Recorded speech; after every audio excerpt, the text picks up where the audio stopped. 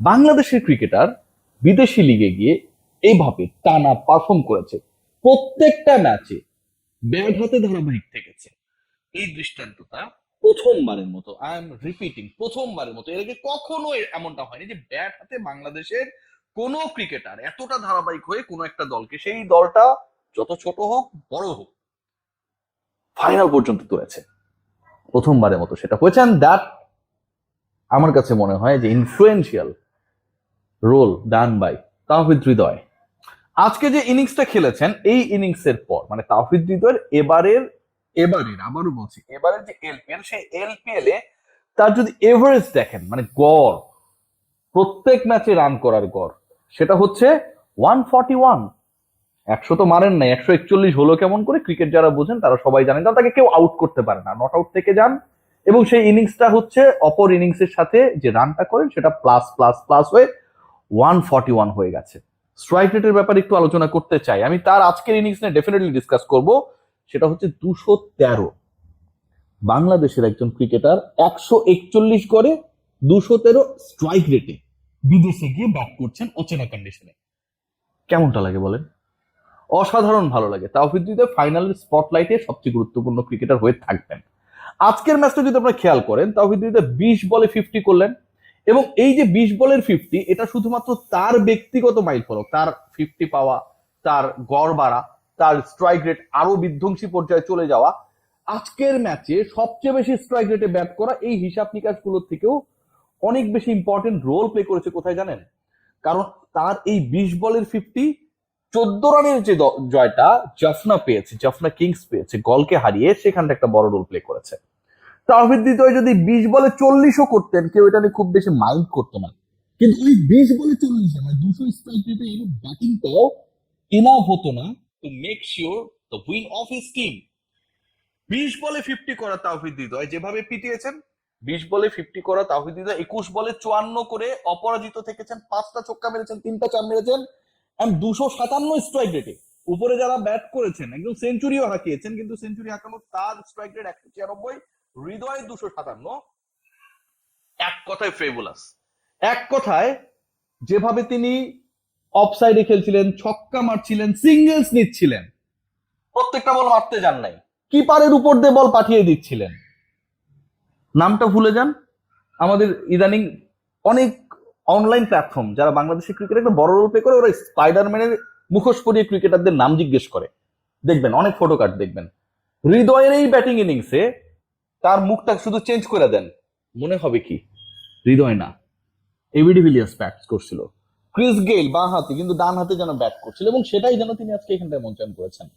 Last ওভারটা তিনি যেভাবে খেলেছেন, লাস্ট ওভারে যেভাবে তিনি ডমিনেট করেছেন, এবং শেষ ওভারে 2 ছক্কায় 2 চারে যেভাবে 22 রান নিয়েছেন, আরো একটা ম্যাচকে তিনি মনে করিয়ে দিয়েছেন। এর আগে 8 বলে 32 34 একটা করেছিলেন, 21 বলে 35 করেছিলেন এই দলের হয়েই এবারের টুর্নামেন্টেই।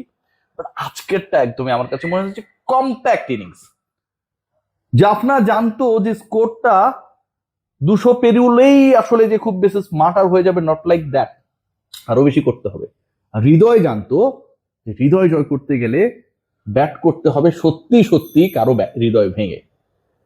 তার ইনিংসটা আপনি খেয়াল করে দেখেন যে লাস্ট ওভারটায় প্রথম বলে ছক্কা, পরের বলে রান নেন নাই, তারপরে বলে একটা 2, তারপরে আবার ছক্কা, তারপরে একটা 4, তারপরে আরো একটা 4, এবং একটা 4 হচ্ছে যে বললাম যে কিপারের মাথার উপর দিয়ে কি দারুণ ভাবে মেরেছেন। 101 মিটারের ছক্কাও আজকে হৃদয় মেরেছেন, এবং সেই ছক্কা 4গুলো প্রত্যেকটাই ছিল দেখার মতো। যে হৃদয়কে নিয়ে অনেক ধরনের সমালোচনা, অনেক বড় বড় ক্রিকেটারকে আমরা রেডি প্রোডাক্ট এটা সেটা বানিয়ে দিয়েছি, বাট হৃদয়ের অনেক সমালোচনা, তারপরেও যেন হৃদয় জয় করতে পারছে না কারো কারো। অফ সাইড নিয়ে প্রবলেম, লেগ সাইড নিয়ে প্রবলেম, হেড পজিশন নিয়ে প্রবলেম, এই কয়েকটা নাম টাম বললে আপনি অনেক বড় বিশ্লেষক হয়ে যান। বাট হৃদয়ের ক্ষেত্রে আজকের ইনিংসটা প্রবলেমটা কোথায়? আমার কাছে মনে হয় সবচেয়ে বেশি বড় প্রবলেম যেটা ক্রিয়েট করেছিলেন তিনি, ওই যে শেষ পর্যন্ত অপরাজিত থেকে প্রতিপক্ষকে চাপে ফেলেছিলেন। শুরুটা যদি দেখেন, প্রথম 6টা বল তিনি যখন ফেস করেছিলেন, প্রথম বলে তিনি একটা 1 রান নিয়েছেন, তারপরে লেগ বাই, মানে তার ইনিংসের ডেভেলপমেন্টটা, প্রগ্রেসটা আমি যদি একটু আপনাদের সাথে খেয়াল করি, সাকিব আল হাসানের কথা বলা রয়েছে, তারপরে একটা 2 নিয়েছেন, তারপরে রান করতে পারেননি, তারপর একটা ছক্কা মেরেছেন, তারপরে আবার 2টা সিঙ্গেল। হৃদয়ের খেলা 1 2 3 4 5 6, প্রথম 6 বলে ব্যাট থেকে এসেছে 7 9 মাত্র 10 রান। প্রথম 6 বলে যেই ব্যাটার করেছিলেন মাত্র 10 রান, সেই তিনি পরের 15 বলে করলেন আরো 44। প্রথম 6 বলে 10 রান করা হৃদয় পরের 15 বলে করলেন 44। আমার কাছে মনে হয় এই 44টা রান শুরুতে একটু স্থগিত থাকা, পরবর্তী সময় ফায়ারি ব্যাটিং করা এন্ড প্রতিপক্ষের উইকেস্ট পয়েন্টকে টার্গেট করে নিজের স্ট্রেংথকে অ্যাপ্লাই করা। হৃদয় এগেইন প্রুভ করেছেন যে এবারের এলপিএল এ বাংলাদেশি ব্যাটারের ধারাবাহিকতার ব্যাপারটা এটা ফ্লুক না, হুট করে হয়ে যায়নি। বিগ ম্যাচের জন্য তিনি big asset for Jaffna. What about Shakib Al Hasan? Shakib Al Hasan প্রথম ওভারে 17 রান খেয়েছেন, এটা নিয়ে অনেক ডিসকাশন হতে পারে। পলিটিক্যাল সাকিব আল হাসানকে অনেক নেগেটিভ আলোচনা চলছে, পজিটিভ আলোচনা চলছে, এটা আমি যেতে চাচ্ছি না।